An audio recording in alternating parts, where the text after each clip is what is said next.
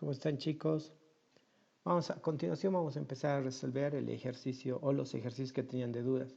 El primero es el ejercicio 13. Dice calcular la velocidad, la máxima velocidad angular con la que puede girar el sistema tal que el anillo se encuentre a una distancia de 0,5 metros respecto al vértice y el coeficiente de rozamiento estático entre el anillo y la barra es 0,5.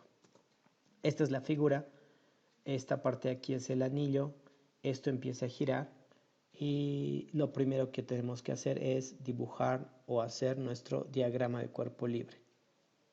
¿Qué fuerzas tenemos? Tenemos justamente el peso, luego tendremos aquí la normal, que no está anotada, ahí está la normal, tendremos la fuerza de rozamiento, justamente las tres flechas celestes. No hay más. Ahora, explicación de la fuerza de rozamiento. Como dice que necesitamos una máxima velocidad, si está yendo muy rápido, el anillo lo que quiere hacer es salir de ahí. Por lo tanto, quien le detiene va a ser la fuerza de rozamiento apuntando hacia abajo.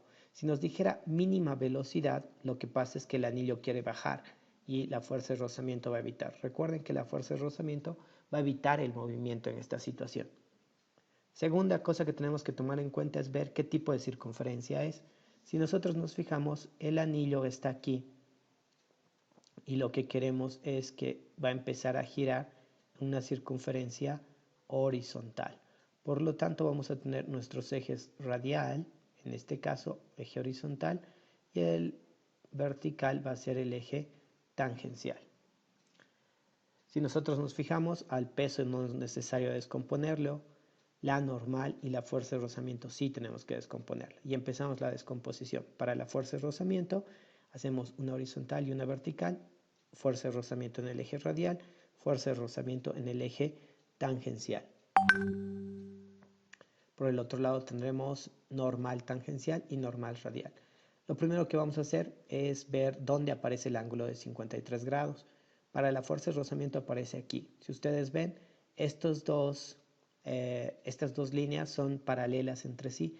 Por lo tanto, este 53 grados aparece aquí por ser ángulos correspondientes. ¿Qué es lo que pasa para ver dónde aparece el 53 grados en la descomposición de la normal?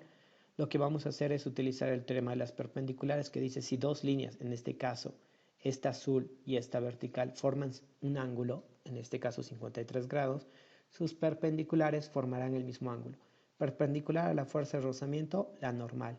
Perpendicular a una vertical, la horizontal. Por lo tanto, 53 grados aparece aquí.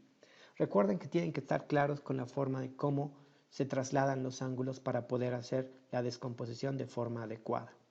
Una vez que ya tengo la descomposición y ubicados mis ángulos, empezamos con la aplicación de las leyes de Newton. La segunda ley de Newton para un movimiento circular dice que la suma de fuerzas radiales, es decir, la fuerza centrípeta, es igual a la masa por la velocidad angular al cuadrado por el radio. Recuerden que aquí nos pide velocidad angular. Si fuera tangencial, sería tangencial al cuadrado sobre el radio. Nos fijamos en nuestra descomposición y las fuerzas que están en el eje radial son fuerza de rozamiento radial, aquí está, y la normal radial, ambas con signo positivo porque apuntan hacia adentro de la circunferencia. Podemos alargar, fuerza de rozamiento va a ser mu por normal. Si ustedes ven, la radial está frente, por eso utilizamos seno de 53. Y para la normal radial, que es esta, vamos a utilizar coseno 53 porque es ángulo adyacente, porque es cateto adyacente al ángulo, más bien dicho.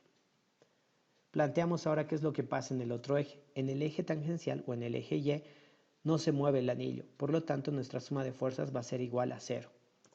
Las fuerzas que actúan en este eje son fuerza de rozamiento tangencial con signo negativa, la normal tangencial con signo positiva y el peso con signo negativo. Recuerden que aquí los signos dependen de si apunta arriba o si apunta abajo. Alargamos en función de las fórmulas y tendremos fuerza de rozamiento tangencial, mu por normal por la tangencial está al lado del ángulo, por lo tanto usará la función coseno porque es cateto adyacente. Y para la normal tangencial aquí está frente al ángulo de 53, vamos a utilizar seno de 53, normal por seno de 53 menos masa por gravedad. Podemos empezar a desarrollar este eje primero reemplazando los datos sabiendo que mu vale 0,5 y buscando cuánto es el coseno de 53 y el seno de 53 y tendremos lo siguiente. Mu es 0,5 por cos de 53, que es 0,6, sale 0,3 normal. Vemos en la calculadora que seno de 53 es aproximadamente 0,8 veces la normal, igual a 10m. Sumamos estos dos y tendríamos 0,5 normal es igual a 10m. Primera ecuación con dos incógnitas, normal y masa. ¿Qué es lo que pasa aquí? Si empezamos a reemplazar, nos vamos a quedar con que vamos a tener una incógnita más, que es el radio. A pesar de que aquí nos dice que la distancia es 0,5, esa distancia no es el radio, porque si leemos dice que el anillo se encuentra a una distancia de 0,5 del vértice. Nos está hablando justamente de la distancia que aparece desde este punto hasta donde está el anillo, que debe ser 0,5, que no es el radio de la circunferencia, que es esta otra. Tomando en cuenta eso, vemos el dibujo. Esta es la distancia que nos dan, 0,5, y este es el radio. El ángulo de 53 quedaba aquí y utilizamos una función trigonométrica para encontrar el radio que tenemos aquí. La función trigonométrica que relaciona el cateto opuesto con la hipotenusa es el seno. Entonces tendremos seno de 53 es igual al radio dividido entre la hipotenusa, que es 0,5. Despejamos y tenemos que el radio es 0,4. Con el problema del radio ya superado, vamos a poder reemplazar las ecuaciones que tenemos aquí para poder armar un sistema de ecuaciones. Entonces, reemplazando, ¿qué tenemos? Seno de 53 por mu, recuerden que mu también vale 0,5, es 0,4n, coseno de 53 es 0,6 multiplicado por n, masa no tenemos, velocidad angular al cuadrado por 0,4. Hacemos las operaciones respectivas, tenemos 0,4 más 0,6 va a ser 1, n es igual a m angular al cuadrado por 0,4. Esta n la podemos reemplazar aquí, porque ya tenemos un sistema de dos ecuaciones con dos incógnitas, y reemplazamos. Al reemplazar podemos observar que justamente aparece en los dos lados la letra m y la podemos eliminar en ambos casos. Al hacer las operaciones, esta m y esta m se eliminan. Despejamos la velocidad angular y tendremos 10 dividido entre 0,5 por 0,4. Y sacando las operaciones o la raíz cuadrada de la operación, nos sale que es 7,07 radianes por segundo. Cosas que había que tomar en cuenta en este ejercicio. Primero, la dirección de la fuerza de rozamiento. Revisen siempre si dice velocidad máxima o mínima. Recuerden que si dice velocidad máxima, esto quiere salirse del sujetador. Por lo tanto, el rozamiento apuntará hacia abajo. Si dice velocidad mínima, esto quiere bajar y el rozamiento apuntará hacia arriba. Segunda cosa, vean bien cómo se colocan los ángulos, cómo se trasladan los ángulos. Aquí el ángulo aparecía porque son correspondientes y aquí tenemos el ángulo por el teorema de las perpendiculares. Y tercer cosa importante es cómo hallar el radio. Si nosotros entendemos bien la diferencia entre el radio y esta distancia que nos da, no tendremos ningún problema en encontrar la solución. Esa es la forma en que tenían que resolver el ejercicio número 13. A continuación pasamos al ejercicio 15, que era la siguiente duda. Decía, un esquiador de 80 kilos se deja caer por una pendiente que sigue una trayectoria circular de 15 metros de radio de curvatura, y en la parte baja hay un puente de nieve que tapa una grieta. Si este puente de nieve puede aguantar como máximo una fuerza de 1000 newtons, la primera parte es una teórica, por favor piensen en la pregunta teórica, solamente he copiado la pregunta práctica y dice, ¿cuál será la velocidad límite con el que puede pasar antes de que no se rompa? Entonces teníamos justamente este dibujito.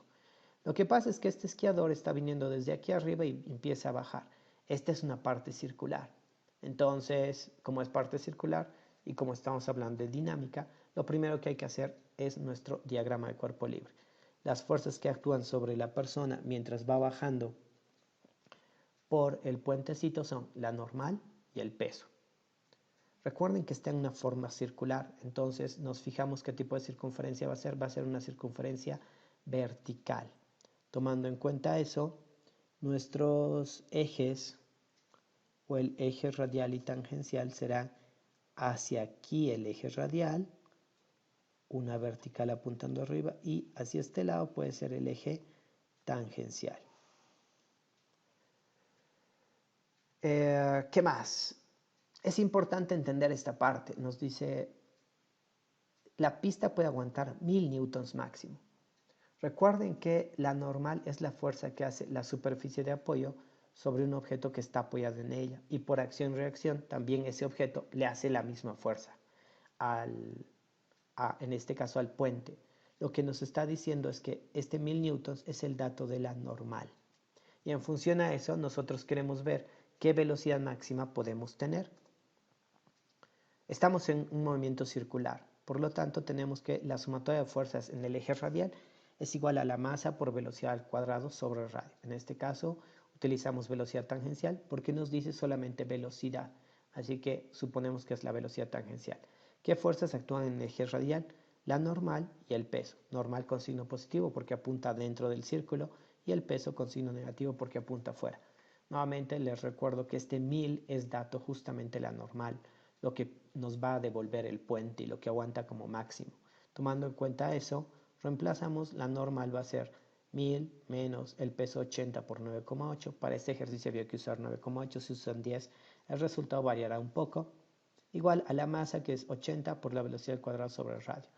Resolviendo esto, tenemos justamente una velocidad de 6,36. Tal vez lo que les ha podido confundir es justamente el dato de 1000 newtons, que como dice es la fuerza máxima que puede aguantar el puente. Esa misma fuerza que puede aguantar el puente es lo mismo que le puede devolver en forma de normal al esquiador. Tomando en cuenta esto y viendo este resultado, ustedes pueden ver si es más conveniente ir más lento o más rápido antes de que se rompa el puente. Con eso hemos terminado las dudas que me han preguntado y a continuación en el Classroom vamos a subir una práctica para que puedan realizarla y la próxima semana tendrían un examen. Si tuvieran alguna pregunta más de esa práctica, seguramente nos reuniremos ya en una clase, en una videoconferencia para poder aclarar de mejor manera las dudas.